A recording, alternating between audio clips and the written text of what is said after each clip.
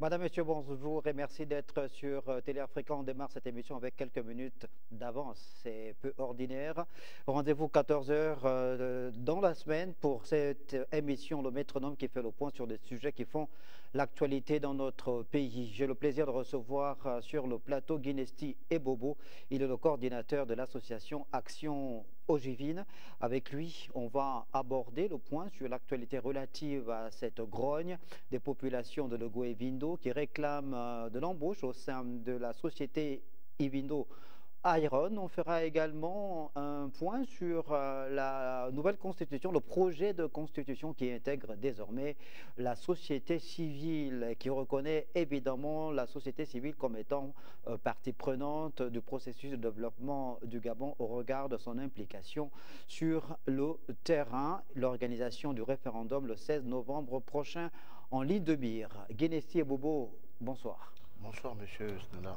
Merci beaucoup d'être sur le plateau de l'émission Le Métronome. Vous êtes donc le coordinateur de l'association Action Ogivine. Est-ce que vous ne vous êtes pas dit en créant cette association qu'on pouvait vous taxer d'être sectaire en créant une association circonscrite à la province de Lego et Vindo, non? Non, je ne pense pas. Il faut bien qu'on parte de quelque part pour créer une structure associative. Nous avons pensé, au vu de nos expériences passées, au vu de ce qui se fait partout ailleurs, qu'il était peut-être nécessaire d'avoir une vision, mais de la ramener d'abord au niveau provincial, parce que c'est chez nous, parce qu'il y a des problèmes à régler en Lego et Vindo. Nous avons pensé que nous pourrons mettre en place cette association pour voir comment être une force de proposition et voir comment la province avance. Voilà. C'est pour ça que nous avons mis en place l'association Action Ogivine. Action Ogivine, depuis que vous êtes sorti, vous êtes sur le terrain, vous vous êtes évidemment fait le porte-voix de certaines causes au niveau de la province de Logoué et Vindo. Pouvez-vous nous citer quelques-unes de ces causes que vous avez déjà défendues pour le bonheur des populations de cette province? Bon, il faut dire que Action Ogivine, c'est parti de 2007. La création, c'est en 2007, partie d'abord d'un regard particulier par rapport à la formation des jeunes, par rapport à l'éducation. Et nous nous sommes dit il fallait mettre en place une structure qui peut accompagner les jeunes gens à avoir des paramètres qu'on n'a pas peut-être connus.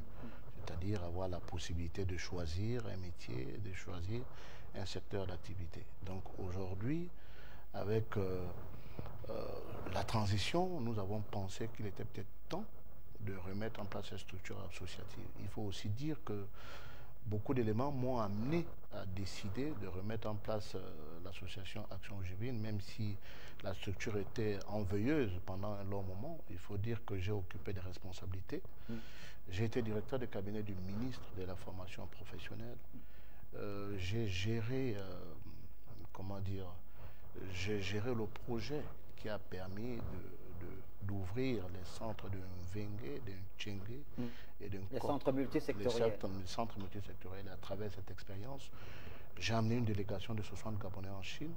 Pendant un mois, nous avons vécu la formation professionnelle en ce qui concerne la pédagogie et tout le reste. Mais ça à mettre au crédit de l'État gabonais, évidemment. C'est votre parcours, trajectoire professionnelle, évidemment. Recentrons-nous sur Action Ogivine. Quelles sont les principales actions depuis 2007 que l'association a menées à mettre au crédit justement du bureau directeur qui le dirige aujourd'hui? J'en viens, c'est-à-dire c'est cette expérience qui m'a permis de me dire, mais on peut essayer de regarder sur le plan provincial comment on peut capitaliser ce que nous avons vécu en Chine.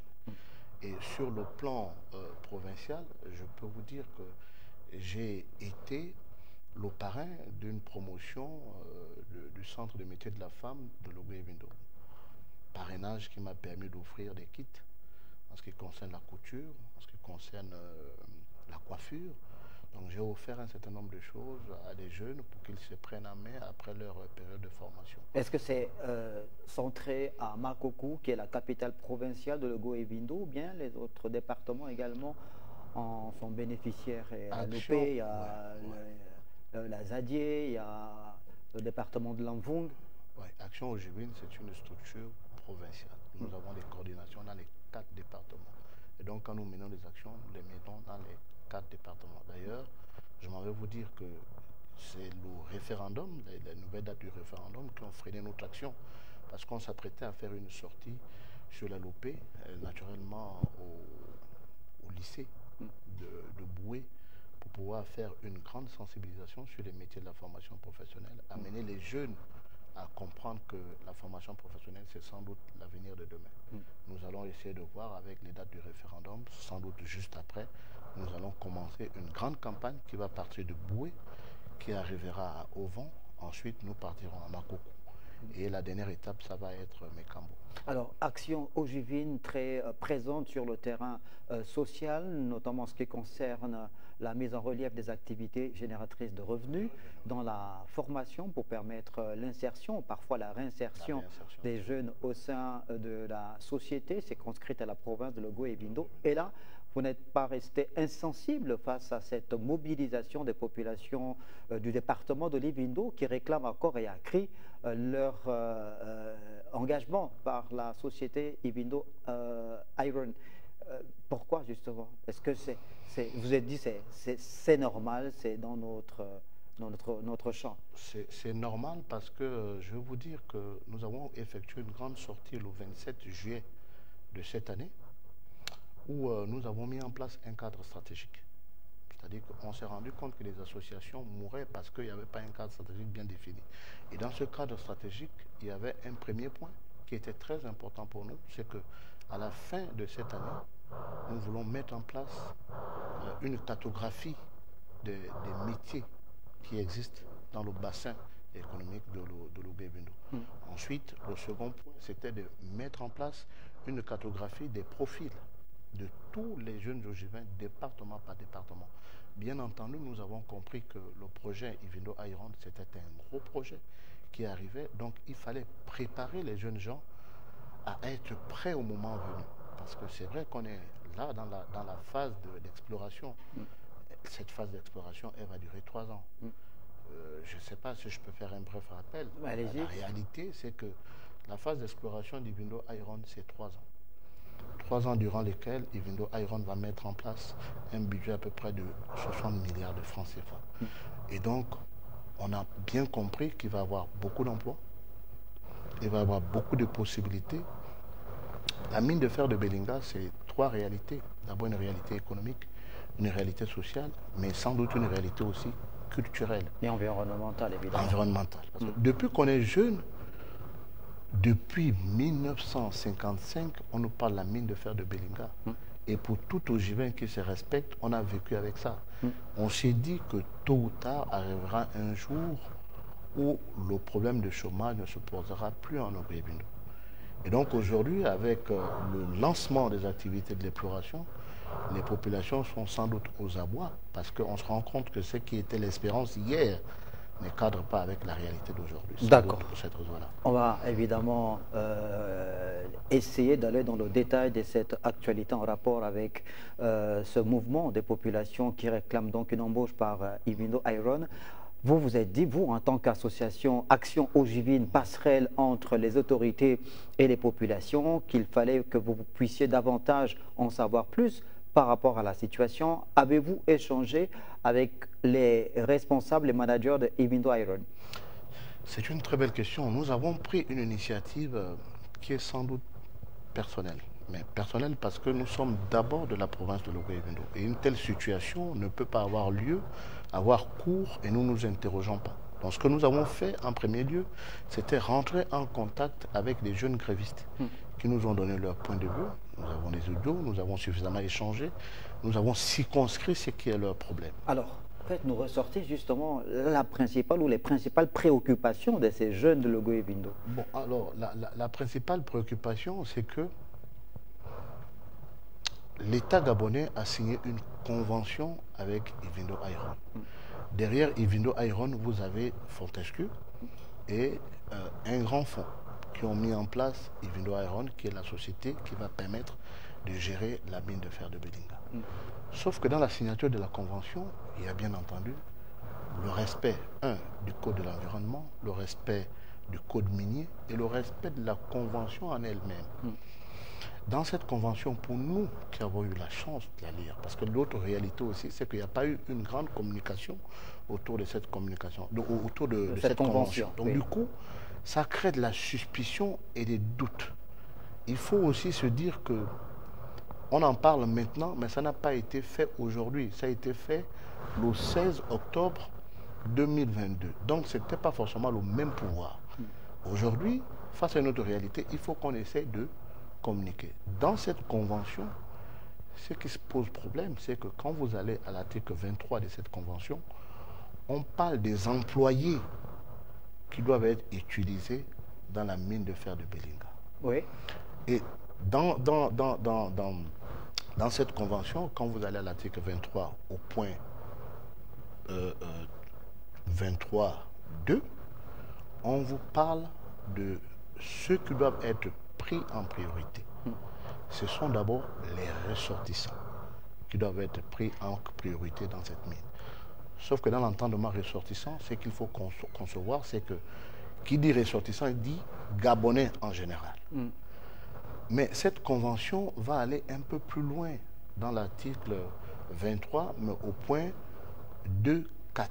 Dans le point 2.4, on dit clairement que les emplois non qualifiés doivent revenir en priorité aux populations locales. Alors, évidemment que ce projet d'exploitation de la mine de fer de Belinga est un projet très important pour le développement et pour l'économie gabonaise. Vous avez rappelé évidemment que c'est un projet qui date des années 50. On a vu ces photos qui appartiennent désormais à l'histoire, enfin qui sont historiques du président Léomba, premier président du Gabon, avec ces documents sur lesquels était inscrit fer de Belinga. Donc évidemment que tous les Gabonais savent que c'est un projet qui remonte au président Léomba. Alors finalement, sur cet aspect lié à la convention d'abord en elle-même, on sait que Evindo Iron n'est pas la première entreprise qui s'est intéressée à l'exploitation de la mine de fer de Belinga. Il y avait des Chinois qui étaient là, et la première convention qui avait, cette convention, la première avec les Chinois, avait été fortement dénoncée par la société civile. Avant qu'on ne revienne sur le point lié à l'embauche des populations autochtones, de façon générale, est-ce que cette convention, elle vous sied? Est-ce que vous l'avez lue? Est-ce que les clauses en termes de bénéfices pour le Gabon, pour les populations, vous plaisent? L'histoire de Belinga, nous, on a essayé de la cartographier en 3 étapes. 2007, 2011 et 2022. Des grandes étapes. C'est pour ça que nous pensons que nous intervenons non pas pour essayer d'enrichir la polémique, mais de ramener les populations à comprendre le processus. Nous voulons aussi être là, la croix de transmission entre les populations et les décideurs. Parce que tant qu'on ne communique pas suffisamment sur la question, bien entendu, chacun essaie d'agir comme il a entendu la chose. Pour nous, nous pensons que la convention, en l'état, il y a encore des choses qui peuvent être revues. Je voulais dire que cette convention a été signée par un régime qui n'est plus là. Et donc si aujourd'hui, on a décidé de revoir la Constitution, ce n'est pas une petite convention qu'on ne pourrait pas revoir. S'il y a des choses qui ne cadrent plus avec la réalité actuelle, mais on peut toujours se dire, on va s'asseoir, on va regarder, parce que en tout état de cause, il faut bien qu'on ait à l'esprit qu'il y a des populations qui sont là, qui ont espéré depuis des années. Non seulement pour les populations, mais aussi pour le Gabon.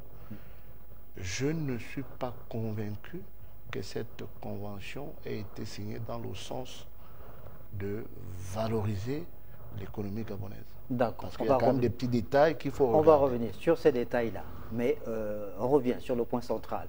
Les emplois, évidemment, vous aviez dit qu'il y a des dispositions où il y a 2 points dans cette convention qui clairement signifient que l'entreprise qui exploite le fer de Belinga doit pouvoir embaucher les ressortissants. Oui. Qu'en est-il de façon exacte, puisque vous-même vous aviez dit que par ressortissants, il faut entendre les Gabonais, pas forcément les populations de Lego et Vindo.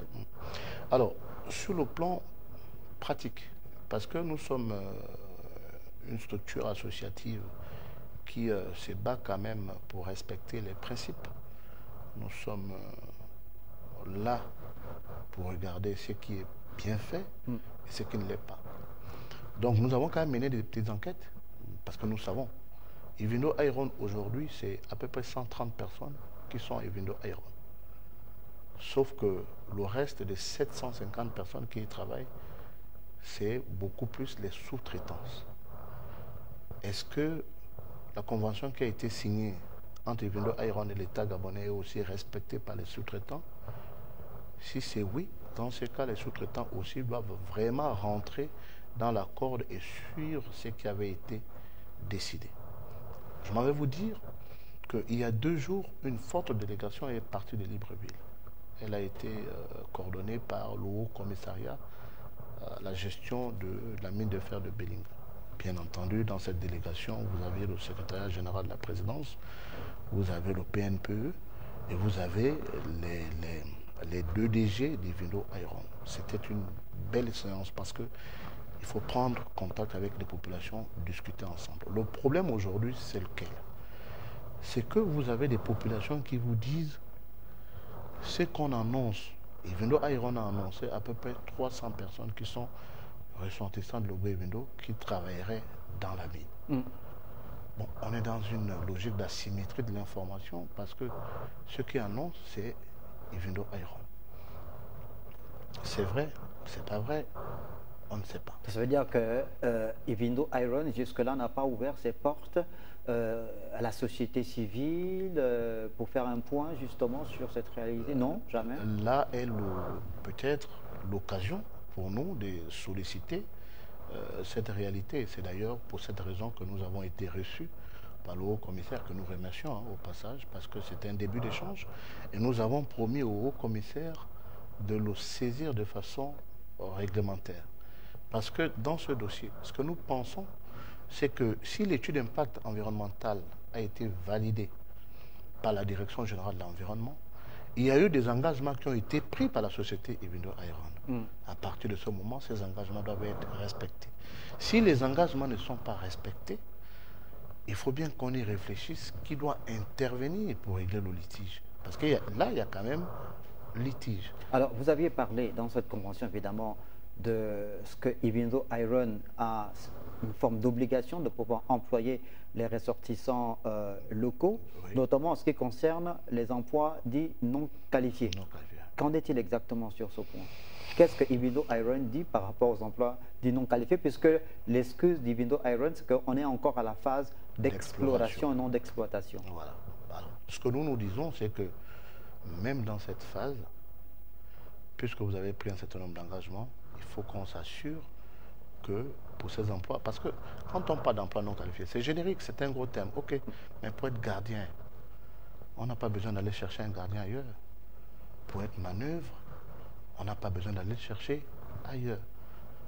Puisque ces jeunes sont déjà là, on pourrait d'abord absorber cette quantité de jeunes qui traînent, qui cherchent quoi faire, et puis après, peut-être dans la pyramide de l'organigramme, on pourrait se dire, bon, ils ne sont pas qualifiés, ce que je mettrai entre guillemets, si tel est le cas, dans ce cas, ben, on va laisser la grande pyramide pour les gens qui sont qualifiés qu'on pourrait prendre ailleurs.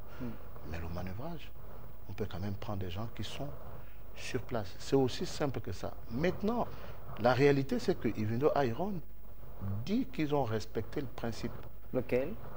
Selon lequel il y a des jeunes gens qui ont été pris pour faire ce travail. Ils ont annoncé à la Des jeunes gens gabonais ou... Des jeunes gens ogivins qui ont été pris pour faire ce travail. Ils ont annoncé à la dernière réunion d'avoir recruté à peu près 300 jeunes. Et vous avez les populations qui vous disent qu'ils ne se reconnaissent pas dans ce chiffre. À partir de ce moment, la responsabilité incombe aujourd'hui à certaines administrations. C'est-à-dire le ministère de l'Environnement doit aller regarder si les engagements pris dans le cadre de l'étude d'impact environnemental sont respectés. Le ministère des Mines doit aller regarder si ce qui avait été pris comme engagement a été respecté dans le cas du code des mines. Et puis, il y a le ministère du Travail. Parce que quand vous regardez, nous, on a eu la chance d'avoir l'arrêté qui met en place le Haut Commissariat. Évidemment, toutes les administrations sont signataires. Et donc, aujourd'hui, vous avez le ministère du Travail qui n'a pas besoin d'attendre, peut se saisir, s'auto-saisir du dossier. Si tel est que la convention a été réellement respectée par Evindo Iron, mais on irait faire ce que nous souhaitons, nous appelons l'audit social. Il faut aller faire l'audit social, regarder le tableau de bord de cette entreprise. Si réellement on trouve à peu près 300 ogivins dans les petits métiers, il faut aller voir. Parce que, je vais vous dire, monsieur Stella, la convention, elle va plus loin. Elle dit que 75% des effectifs doivent être les ressortissants. Donc, il ne reste que 25%. Est-ce que c'est tenable? Est-ce que c'est réalisable? Vous connaissez mieux l'environnement local. On était en train de parler tout à l'heure des profils, justement, à identifier, parce que c'est quand même des métiers spécifiques en rapport avec l'exploitation de la mine. Est-ce que c'est réalisable qu'il y ait 75% des employés d'Evindo Iron composés que des ressortissants de la province de Logo-Evindo? Nous pensons que dans la première phase, qui est dans la phase d'exploration, si l'objectif, la première base, c'était mettre en place l'espace vie, on pourrait se dire que c'est quand même tenable. C'est-à-dire, ceux qui ont besoin d'agir avec la force, qui ne viennent qu'avec leur force de travail, ça c'est facilement absorbable. Maintenant, demain, quand on sera dans une autre phase, ça pourrait se comprendre. Sauf que ça nous laisse le temps. Je vous ai dit tout à l'heure au début de mon propos que la phase d'exploration, c'est 3 ans. Mais les 3 ans, c'était largement conséquent pour prendre des groupes de jeunes qu'on pourrait déjà mettre dans les formations pour préparer l'autre seconde phase qui arrive. Est-ce que c'est fait aujourd'hui? Est-ce que c'était compris dans la convention?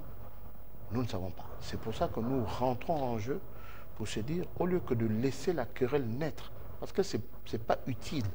Quand une entreprise arrive pour se mettre chez vous, c'est parce qu'il y a une logique de long terme. Alors, pour construire dans le long terme, on ne peut pas commencer avec des problèmes. Donc, nous pensons que peut-être que certaines choses n'ont pas été respectées. C'est l'occasion de corriger tout cela. S'il y a des jeunes qui ont besoin de travailler et que ça fait déjà 2 ans que le projet est en exécution, s'il y a des expatriés qui occupaient certaines responsabilités, 2 ans c'est largement suffisant pour avoir formé certains Gabonais. Donc on pourrait peut-être penser à une forme de remplacement numérique pour permettre à ce que la pyramide du bas, le bas de la pyramide, se libère un peu et prendre un peu les jeunes de Logo-Evindo. Parce que je pense que ce qu'on a vécu des jeunes qualifiés de Logo-Evindo. Qualifiés, oui, il y en a. Pour occuper certains postes. Certains postes, parce que je vous dis que nous, dans le fonctionnement d'Action OGB, nous avons décidé de mettre en place une base de données. Ça fait partie d'un projet qui sera déterminant pour nous. Nous avons estimé qu'à la fin de la transition, nous serons capables de donner aux autorités un programme avec une cartographie des profils existants dans les 4 départements de Logo-Evindo. Donc, des jeunes qualifiés, il y en a. Alors, vous aviez récemment échangé avec le Haut-Commissariat, ou du moins le Haut-Commissaire, sur cette forte actualité-là. Qu'est-ce qu'il ressort de cet échange avec le Haut-Commissaire? Que vous a-t-il dit? Nous avons apprécié l'échange. C'était vraiment un échange à bâton rompu pour comprendre ce qui est essentiel pour le Gabon. Parce qu'il faut dire que de 1955 à aujourd'hui, c'est quand même beaucoup de temps. Nous n'avons rien à gagner à faire en sorte que les Australiens qui sont là, donc Evindo Iron, se sentent gênés de continuer à travailler. Bien au contraire, nous venons en partenaire. Nous venons dans une logique de proposition de solutions. Et donc, dans ces échanges, nous avons convenu qu'il va y avoir une multiplication d'échanges pour voir ensemble comment on fait pour trouver des solutions. Et donc, je puis vous dire qu'on a pris cet engagement. Nous, la semaine prochaine, nous avons quand même décidé, puisque nous remarquons que certaines administrations n'agissent pas. Dans cette crise, on a vu le PNPE arriver à Makoko. La proposition qu'ils ont faite, c'est que pour juguler le chômage, ils vont mettre en place une antenne pour régler cette question. Une antenne du PNPE? Du PNPE. Mais là, c'est factuel. On a besoin de trouver une solution.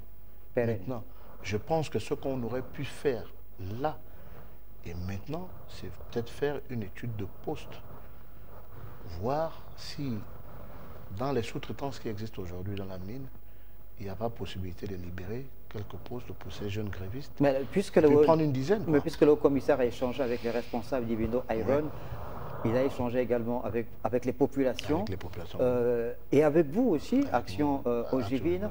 Après l'échange que le haut-commissaire a eu avec Ivindo Iron, les responsables de cette entreprise qui va donc exploiter la mine de fer de Belinga, qu'est-ce qui ressort? Puisque la grogne, on va dire, elle couve encore. Qu'est-ce qui ressort? Est-ce qu'il y a des solutions à court terme qui ont été proposées par Ivindo Iron? Ce qui ressort, c'est que, déjà, il faut le dire, ça, c'est pas moi qui l'affirme.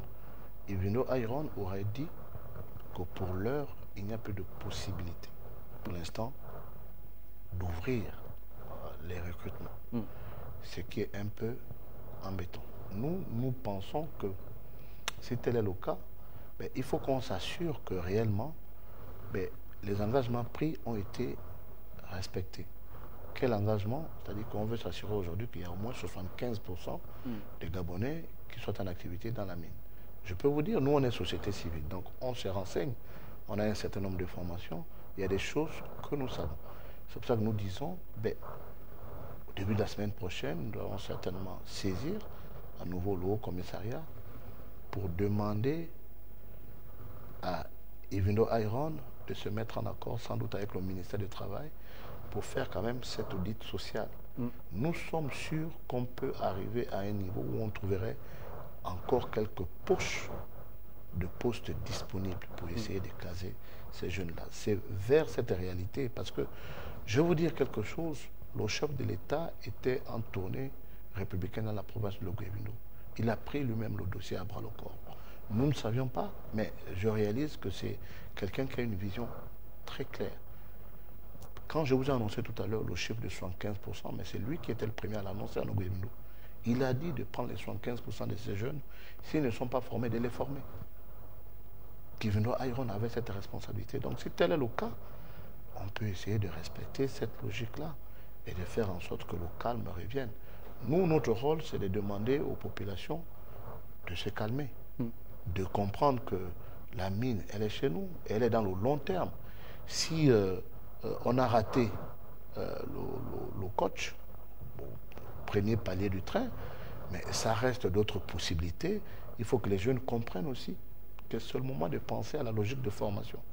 Il faut se former pour être prêt quand demain la mine va rentrer dans la phase d'exploration. On va revenir sur ce point aussi.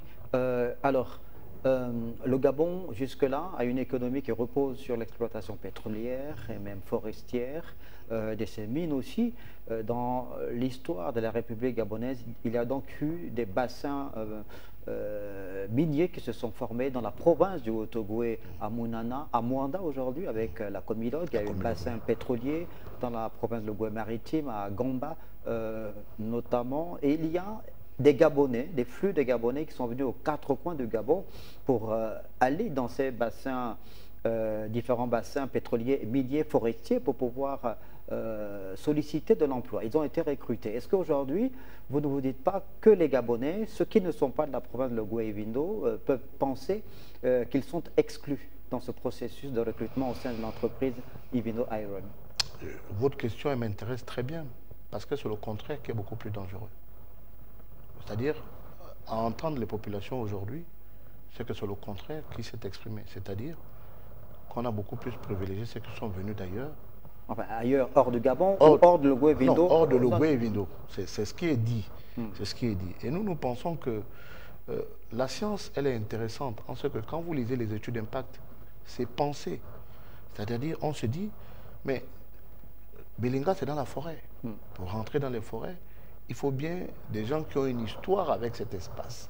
C'est pour ça que je disais tout à l'heure que ce projet est à la fois culturel. Donc, les Ojibins n'ont pas de problème avec d'autres Gabonais. Là n'est pas le problème. On ne pourrait même pas amener le débat vers ce côté. Ce que les jeunes Ojibins demandent, c'est qu'on considère qu'ils sont aussi d'abord là. Parce que dans un autre plateau, pas chez vous, j'avais dit quelque part que quand ces jeunes ont décidé de mettre en place des barricades au niveau de l'aéroport des passagers, mais c'est parce que ces jeunes ont été là, ont vu des avions arriver, avec du monde qui venait pour travailler dans la mine. Donc, les jeunes ont vu ces choses-là. Ils se sont dit, ben, ce qui viennent là, est-ce que nous, on ne peut pas servir à quelque chose? Après, comme il y a eu un déficit de communication, peut-être que ceux qui arrivaient, c'est des gens qualifiés. À partir de ce moment, la communication, elle est la mère de tout processus de développement. Il faut arriver à faire asseoir les gens, à discuter, à échanger. C'est peut-être là où nous voulons intervenir. Dire que s'il y a des choses qui ne se sont pas faites comme vous le souhaitez, mais on peut essayer de regarder ensemble comment corriger. Donc vraiment pour répondre à votre question, non, le problème des jeunes ogivins n'est pas de dire que la mine, c'est pour le Guéveno. Non, c'est d'abord un projet gabonais. Mais un projet gabonais qui se trouve en Guéveno. Donc à partir de ce moment, il faut considérer les populations autochtones telles que c'est prescrit dans les codes aussi bien de l'environnement, du code minier, du code du travail. Alors vous aviez parlé de la dimension environnementale de ce projet, de la dimension économique et même culturelle, projet d'exploitation de la mine de fer de Belinga. Vous avez lu dans le détail cette convention, quid justement du plan réservé à l'aspect réservé à la protection de l'environnement en rapport avec les études d'impact qui ont été menées. Est-ce qu'elles vous rassurent, ces études? Est-ce que les populations autochtones, celles vivant à la lisière justement de l'espace dédié à l'exploitation de la mine de fer de Belinga, sont prises en compte? Alors, j'aurais du mal à vous répondre clairement aujourd'hui. Seulement, ce que je sais et ce que je souhaite, c'est qu'Evindo Iron, à un certain moment de son évolution, prenne la parole pour expliquer aux gens ce qui va se faire, ce qui arrive. Je voudrais d'abord féliciter le chef de l'État qui a nommé 2 ogivins comme directeur général et directeur général adjoint dans Evindo Iron. Sans doute pour essayer de corriger cette réalité parce que c'est nécessaire. Bien évidemment, M. Snella, ce que je pense, moi, en tant que coordonnateur d'Action Ogivine, c'est que la communication a failli. Il faut qu'à un moment donné, Evindo Iron appelle les populations, comme on fait lors des études d'impact, on fait une consultation générale. Mais cette fois-ci, ça pourrait être pour expliquer le projet, la portée du projet. Une espèce d'audience foraine? Une espèce d'audience foraine. Il faut dire, bon, on est arrivé chez vous, on est là pour telle période, pour l'instant, voilà ce que nous pouvons faire. Et dans les années à venir, voilà ce que nous allons faire. En ce qui concerne le développement de la ville ou encore de la zone environnante, voilà ce que nous avons prévu de faire. Les populations ont besoin d'entendre tout ça pour être rassurées. Mais aujourd'hui, on est comme dans une espèce de cafouillage qui fait naître une forme de suspicion. C'est ça qui amène tous ces mouvements. Nous pensons que le gouvernement de la transition a été très intelligent de réaliser qu'il manquait peut-être une structure de coordination. C'est peut-être là où arrive le Haut Commissariat. Et ça, ce sont des activités qui doivent être menées parce que tant que vous n'expliquez pas à une population que ça, on le fait pour vous, ils pensent que ce qui se fait chez eux, sans eux, c'est certainement fait contre eux. Donc voilà un peu la réalité du moment. Alors, ce projet d'exploitation de la mine de fer de Belinga est très important pour le développement du Gabon. Le président de la transition y accorde un grand intérêt, comme l'ensemble du gouvernement de la transition d'ailleurs. On espère qu'Action Ogivine sera toujours sur le terrain pour être plus près des populations, mais surtout également recueillir toutes les informations utiles auprès d'Evindo Iron afin de pouvoir les partager au grand public. Bien sûr. C'est bien ça. C'est le travail que nous voulons faire, c'est d'ailleurs notre souhait. Nous allons rentrer en contact avec Evindo Iron dans les plus brefs délais, parce que nous pensons que c'est une action commune. Nous n'avons aucun intérêt à ce que ce processus enclenché le 16 octobre 2022 s'arrête maintenant. Bien au contraire. C'est ce que nous avons toujours espéré. La jeunesse de Guévindo aussi. Ce que nous souhaitons, c'est que cette première phase permette d'amener les jeunes ogivins à se former. C'est pour ça que nous avons lancé cette structure associative.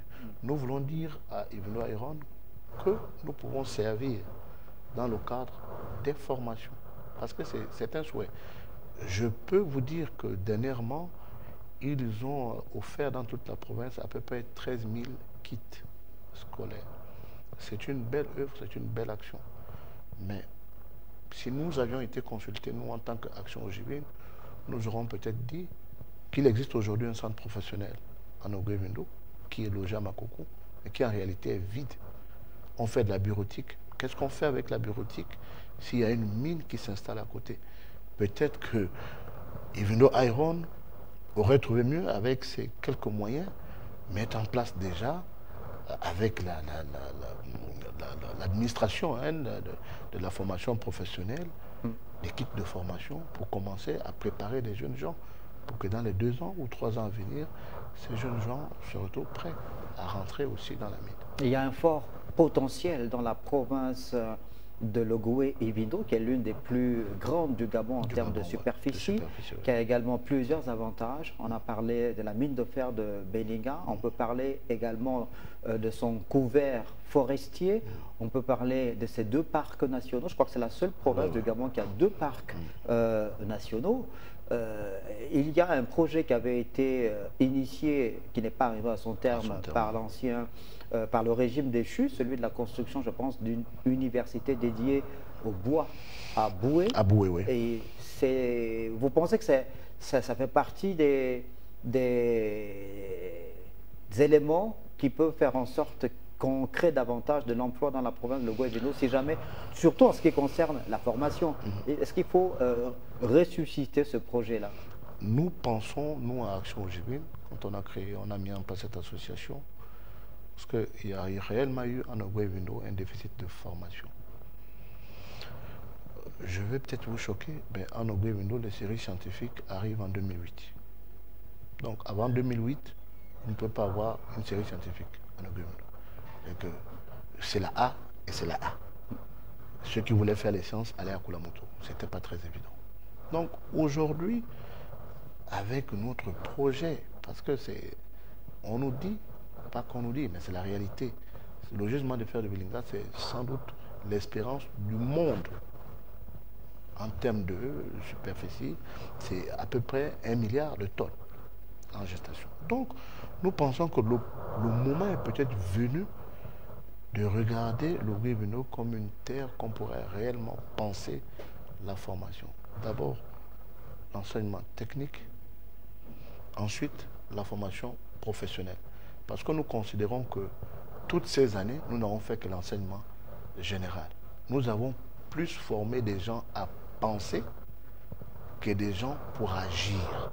Bah, justement, est-ce qu'on pourrait également mettre ce déficit-là, malheureusement, au passif des acteurs politiques? On connaît un peu la configuration politique au Gabon depuis 1960, la fameuse géopolitique qui était chère à feu le président Omar Bongo Ondimba. Est-ce que les politiques à ce niveau n'ont pas failli? Parce que les associations, la société civile, elle n'est pas très organisée. D'ailleurs, on peut compter sur les doigts de la main le nombre d'associations véritables dans la société civile au niveau de la province de l'Ogooué-Vindo. C'est les politiques qui faisaient la pluie et le beau temps. Est-ce que ce ne sont pas les politiques qui ont failli? Cette province a quand même eu 2 premiers ministres successivement. Ça ne fait pas très longtemps, par exemple. C'est un point peut-être que nous allons aborder un autre jour, mais ce que je pense, c'est que peut-être qu'on n'a pas mieux géré nos temps forts. Parce qu'en politique, bien évidemment, il y a ce qu'on appelle les temps forts. Évidemment, comme vous le dites, quand vous avez un Premier ministre, c'est un temps fort. C'est peut-être à ce moment-là qu'il fallait imposer un certain nombre de choses. Je pense, pour revenir à votre question antérieure, parce que le moment est là, on a la possibilité, l'école des métiers de Boué, il faut remettre ça. J'ai même envie de lancer un cri d'alarme parce qu'en ce moment, il y a une construction d'un nouveau lycée dans la ville de Makoko. Notre souhait à Action Ojibine, c'est que ce lycée devienne un lycée technique. Ou scientifique? Peut-être scientifique. Scientifique et technique.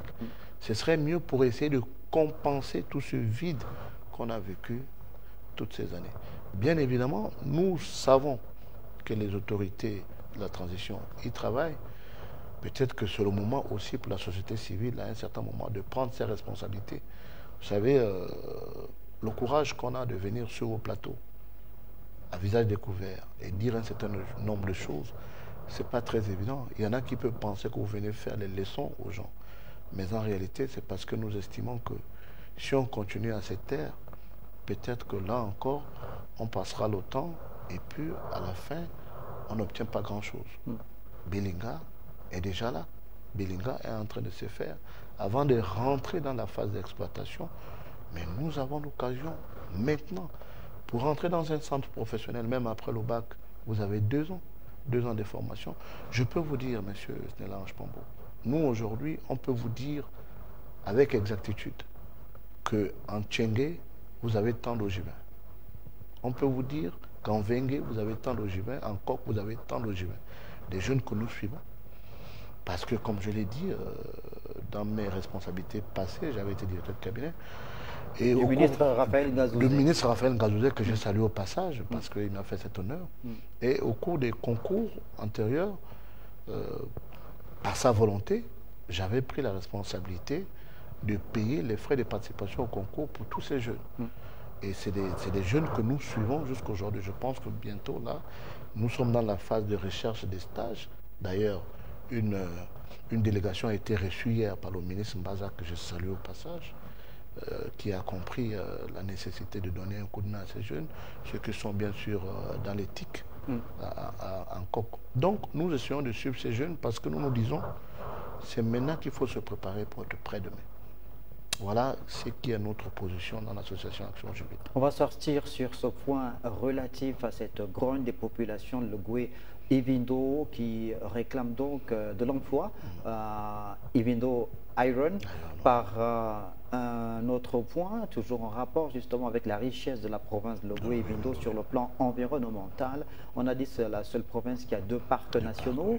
Et il y a le parc de Minkebe qui est l'un des plus grands aujourd'hui, avec une diversité d'espèces en ce qui concerne la forêt, mais également animale, donc la faune et la flore. Et il y a également une structure scientifique, je crois, présente dans la province de Logoué Ivindo, gérée par, le Sénarest. Par le Sénarest et le ministère des Eaux et Forêts. Comment comprendre justement qu'à ce niveau-là, il n'y a pas eu d'efforts supplémentaires faits soit par la société civile ou par les acteurs politiques pour accompagner les jeunes ogivins à pouvoir s'intéresser aux différents métiers propres à l'environnement? C'est un véritable vivier, quand même. C'est un véritable vivier. Je vous remercie déjà pour cette question parce que j'ai l'habitude de le dire. Souvent, quand on dit qu'on veut rester dans la société civile, ça dérange. Parce que, bien entendu, vous avez fait un pas en politique, mais c'est que parfois dans la société civile, ça vous laisse une petite liberté de ton. Ce que nous pensons aujourd'hui, c'est qu'à un certain moment, nous avons quand même raté le coach. Ça, c'est une évidence. On a un scénariste Ipassa qui est là. Et je ne peux pas vous dire qu'aujourd'hui, il y a plein de jeunes ogivins qui s'y intéressent. Peut-être parce que ce n'est pas assez vulgarisé, parce qu'il n'y a pas aussi des établissements scientifiques qui permettraient à ce centre de mieux exister, parce que ce serait un endroit pour faire des TD. Nous pensons aujourd'hui qu'avec, bien entendu, tout ce que vous avez cité comme parc qui existe, évidemment, il faut ramener d'autres structures de formation à Logoué Ivindo dans le tourisme. Quand vous allez, vous avez la chance d'aller à Loa, de voir les chutes. Quand vous allez dans Mickey, moi je les ai vus. Ben voilà. Donc, mais ça, c'est des choses, on n'a pas formé des jeunes pour dire que demain, vous pourrez être dans le tourisme et amener des gens à venir regarder ces choses-là. Donc, moi, je pense, en tant que coordonnateur de l'association Action Juvine, qu'il y a encore du chemin. Mais pour réussir à faire ces choses-là, il faut peut-être, c'est un projet que nous caressons depuis un long moment. Nous pensons qu'il va falloir un jour qu'on organise les états généraux de la société civile ogivine. Ça va être un moment d'échange dans une salle où on va s'asseoir pour regarder ensemble ce qui n'a pas marché. Ceux qui décident de ne pas se parler se créent des problèmes. Nous pensons qu'à un moment donné, il y a eu des possibilités, parce que souvent quand on nous dit ben oui, on n'a pas géré, c'est pas très évident, vous venez de le dire tout à l'heure, 2 premiers ministres, c'est suffisamment beaucoup. Est-ce que nous, en arrière-plan, avons aidé ces gens-là à avoir un tableau de bord, avoir une lisibilité pour mieux faire le boulot? Je pense que ce n'est pas très évident. Ce que nous avons fait ces dernières années, c'est que chacun se bat pour avoir une position. Et donc, à partir de ce moment, même ceux qui sont là dans la gestion sont beaucoup plus concentrés à régler les problèmes qu'à avancer dans la gestion des portefeuilles qu'ils ont. Donc, vraiment, pour me résumer sur cette question, je pense qu'il y a encore beaucoup à faire. Il y a encore du temps. Et la période de la transition, ce n'est pas une période où les gens doivent se battre. J'aime bien ceux qui me parlent de la logique des couloirs. Les couloirs, ça va être après 2025. Cette transition peut nous permettre de mieux se regarder, d'essayer de discuter ensemble, voir ce qui n'a pas marché pour mettre en place ce qui peut marcher aujourd'hui. Il faut que les associations jouent réellement leur rôle. Et vous avez désormais justement l'occasion de pouvoir jouer ce rôle-là, puisque des dispositions de la nouvelle constitution, le projet de constitution donne désormais plus de place, à la société civile gabonaise, qui est désormais considérée comme étant maillon essentiel du processus de développement au Gabon. Qu'est-ce que ça vous inspire justement, cette disposition de la Constitution de la République qui reconnaît désormais à la société civile, dont vous êtes un membre, ce rôle majeur-là? Je suis un homme très heureux par rapport à cette nouvelle Constitution. Je peux vous dire, pour ceux qui me connaissent, je rentre en politique, dans un parti politique, en 2017. Au cours du fameux congrès. C'est un secret ou bien on peut... Non, j'ai envie de dire que c'est même un secret. Parce que durant tout ce temps, beaucoup m'ont vu autour des hommes politiques pensant que j'étais déjà dans le parti. Mais en réalité, je rentre dans le parti en 2017. Mais j'ai passé toute ma vie beaucoup plus dans les structures associatives. Je suis sûr qu'il y a beaucoup de Gabonais qui ne se reconnaissent pas dans les partis politiques, qui ont besoin de garder cette liberté de ton. Ça veut dire que qui ont intégré ces partis sans conviction. Mais ça a toujours été le cas, sans conviction. Et certainement, parfois, vous êtes appelé parce que vous avez une certaine lisibilité, et puis le parti se dit, bon, on peut se servir pour en faire peut-être un candidat. Donc aujourd'hui, quand on considère les associations comme partie prenante à tout le processus, nous sommes très heureux. Très heureux pour être réellement une force de proposition. C'est pour ça que je pense, et ça je tenais à le dire, pour le référendum qui arrive, il faut bien que les autorités en place essayent de regarder la place des structures associatives, des associations qui portent, qui ont un discours. Elles ont peut-être un peu plus de tranquillité à se mettre face aux populations pour vendre un message. Parce que c'est vrai,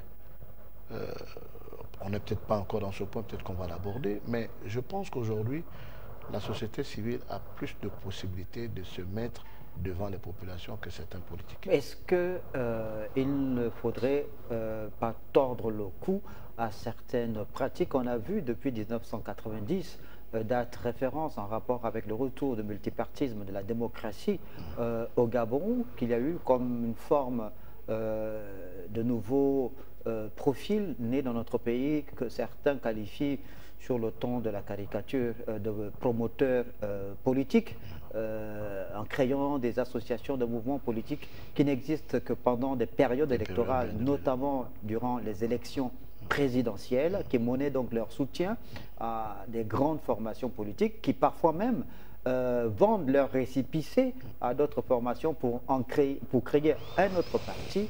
Est-ce que le problème ne se situe pas à ce niveau-là, où les Gabonais n'ont pas encore compris pour certains l'importance de pouvoir intégrer la société civile? Je pense que c'est un problème qui est resté entier. Il est resté entier. On sait que cette transition devait nous amener d'abord, en ce qui me concerne, à une refonte aussi de nos mentalités. C'est-à-dire qu'à un moment donné, il faut qu'on se dise, bon, on a vécu d'une manière, maintenant on peut essayer de vivre d'une autre manière. Une autre manière, c'est quoi? C'est essayer de penser Gabon. Souvent, quand je discute avec mes sociétaires dans l'association, je rappelle toujours que même ceux qui ont amassé suffisamment, ils partent et ça reste. Donc, ce qui reste peut-être dans l'esprit des gens, c'est ce que vous avez fait en bien. Ce qu'on peut faire en bien aujourd'hui, c'est de se dire, ben, on n'a pas tous aidé ce pays. Et que, comme on est dans une nouvelle forme de réalité, nous appelons la société civile à jouer réellement son rôle. L'occasion nous est enfin donnée d'agir. Je n'ai pas lu la Constitution en profondeur, mais peut-être que demain, la société civile aura peut-être aussi la possibilité de présenter des candidats. À partir de ce moment, vous n'êtes plus obligé d'être escamoté dans vos idées par rapport à ce que vous voulez faire. Donc nous ne serons peut-être pas surpris pour que demain, peut-être qu'il y a des candidats dans la société civile, c'est que ce serait peut-être une très très très bonne chose. Alors, la campagne pour ce qui est du référendum sera ouverte le 6 novembre prochain. Le collège électoral, lui, est convoqué le 16 novembre pour le vote du référendum. Quelle est la position de votre association Action Ogivine, puisque en ce moment, il y a un véritable débat entre les défenseurs du oui et du non? Nous pensons qu'il ne devrait même pas avoir de débat. Parce que la Constitution, c'est un seul candidat. Le référendum, c'est un seul candidat et le candidat, c'est la Constitution. Dans notre façon de voir la chose aujourd'hui, il faut qu'avant de prendre parole, qu'on se souvienne de là où on vient. Parce que le dernier référendum au Gabon, c'est en 2015, si je ne me trompe pas. Mais toutes ces années, les gens en ont décidé dans les bureaux, ont fait de la Constitution ce qu'ils voulaient. Et personne n'a crié mot. Là, vous avez quelqu'un qui arrive, qui vous dit qu'est-ce que nous faisons pour les années à venir. On essaie de mettre en place un pacte commun. Parce qu'en réalité, le référendum constitutionnel, c'est cela. C'est signer ensemble un pacte. Ce que nous allons faire dans les jours à venir va être compris dans ce document. C'est la loi fondamentale. Aujourd'hui, on parle de restructuration de l'État. On nous dit qu'il faut restaurer. Mais pour restaurer, il faut bien partir d'une constitution. Pour nous, si vous nous demandez aujourd'hui de donner notre point de vue, même si nous ne sommes pas encore en campagne, nous voyons dans cette constitution l'essentiel. Ce qui nous arrange. Et comment l'Action Ogivine, justement, résume cet essentiel-là? L'essentiel, déjà, par exemple, si je vous prends le cas de la durée des mandats. Un septennat? Si on nous dit il y en a qui estiment que c'est 14 ans, long. Ben oui, mais hier, on était à renouvelable plus d'une fois. Ça n'a dérangé personne. Mais là, vous avez des gens qui vous disent c'est 7 ans renouvelable une fois. Donc on sait que c'est 14 ans. Maximum, oui. Si on s'est trompé lors des premiers 7 ans, les 7 ans à venir, on ne va pas se tromper. Et si on s'est trompé lors de 7 ans, encore que si on est élu lors du premier mandat pour 7 ans, rien ne dit qu'on reviendra la prochaine fois pour faire les 14 ans. Ce n'est pas une reconduction automatique. Voilà. Donc, nous, quand nous regardons cette constitution, nous prenons ce qui nous intéresse. Ce qui nous intéresse déjà, c'est ça. Rassurer aux Gabonais qu'à partir des jours à venir, il y aura, comment vous appelez le terme, il y aura des changements de système de gestion. Ça nous garantit déjà quelque chose de bien. Aujourd'hui, on est dans la transition. Demain, quelqu'un arrivera pour faire 7 ans. Si l'alternance est réellement respectée dans le processus, pour nous, nous n'avons pas d'autre choix que de dire, même si nous ne sommes pas encore en campagne, mais je suis sûr que d'ici le 6, avec mes équipes, nous allons certainement appeler à voter le oui. Parce que c'est un choix responsable. Parce qu'on sort d'une situation qui était chaotique. Vous allez faire cette campagne dans le Grand Libreville ou en Ogo et Vindo? L'Ogo et Vindo, parce que c'est notre terrain de prédilection. Nous sommes dans les 4 départements de l'Ogo et Vindo, donc nous allons mener des actions dans les 4 départements. Bien sûr, avec une grande action qui sera menée dans la commune de Makoko. Pour faire comprendre aux populations l'intérêt de voter oui pour faire cette, comprendre d'abord aux constitution, mais pourquoi? Non, faire comprendre d'abord aux populations l'intérêt d'aller voter. D'aller voter. Parce qu'il faut que les gens comprennent que là, on n'est pas de PDG face à tel, de M. Brice Cotter-Oligui face à X. Là n'est pas le débat. Là, c'est de se dire, bon, on veut créer ensemble un nouveau Gabon. Ce que nous vous proposons pour vivre ensemble dans ce nouveau Gabon, c'est le document qui est là, c'est la Constitution. Donc il faut que les gens s'élèvent. déjà la petite période qui nous reste là, les gens ont encore la possibilité de prendre. Moi, je me suis lancé dans cet exercice pour essayer de traduire certains articles en langue Ikota, pour essayer de voir comment ça va se passer lors de la campagne, pour expliquer aux parents pourquoi on devrait aller voter. Sur une campagne de communication, populaire en langue vernaculaire. En langue vernaculaire, parce que nous pensons qu'aujourd'hui, le vrai problème, c'est d'expliquer aux gens pourquoi ils doivent voter. Il faut que les gens comprennent, parce que parfois les parents, comme dans le village, c'est encore vos votes comme d'habitude. Mais il faut qu'ils comprennent pourquoi cette fois-ci, ils doivent réellement voter. Même s'ils ont des problèmes ou des situations, il ne s'agit pas de ça. Il s'agit de se dire, quand on avait décidé de rentrer dans le nouveau Gabon, moi aussi je m'étais levé pour dire un mot. J'avais dit oui. Et donc, avançons dans le nouveau Gabon. Voilà la communication que nous apprêtons à faire. Guy Nesti Ebobo, vous êtes donc le coordinateur de l'association Action Ogivine. Sur les deux principaux éléments que nous avons évoqués dans cette émission, le point relatif au recrutement des Ogivins par la société Ibino Iron et cette forte actualité politique en lien avec l'organisation du référendum du 16 novembre prochain, quelle peut être votre conclusion? Déjà, je voudrais vous remercier. Un jour de Toussaint, j'aurais dû commencer mon propos en ayant une pensée profonde pour des illustres Ogivins qui ont porté très haut les couleurs de l'Ogoué-Windo. Je pense donc à Alexandre Samba, à Feu Emmanuel Sozengonde, à Mbazaban Franck, je pense à Raphaël Mamiaka, je pense à Ekwaremba, je pense à bien d'autres que je pense à bien d'autres que j'ai peut-être oubliés. L'Ogoué-Windo, c'est chez nous. Peu importe nos petites querelles, mais nos prises de parole doivent concorder dans le sens que demain, peut-être que nous ne serons plus là. Et si nous ne sommes plus là, il faut penser à la génération qu'on laisse. En ce qui concerne Ibino Iron, parce que j'ai été appelé à me prononcer sur la question, nous pensons qu'un audit social s'impose. Parce que ceux qui ont signé cette convention ne sont plus là. Il y a peut-être des petites choses à revoir pour essayer de calibrer à la réalité actuelle. Ça, c'est notre point de vue. Et nous pensons que les populations n'ont plus besoin de se mettre dans la rue à partir du moment où on a accepté d'échanger avec le Haut Commissariat qui a amené une forte délégation. Donc, les échanges ont commencé, essayons de rester dans ce cadre. Et nous, en tant qu'Action Ogivine, nous allons essayer de jouer notre rôle. En ce qui concerne le référendum, je l'ai dit tout à l'heure, en tant que société civile, nous nous réjouissons du référendum à venir. Nous allons faire campagne. Et nous allons certainement faire campagne pour le oui. Voilà le moment de fin.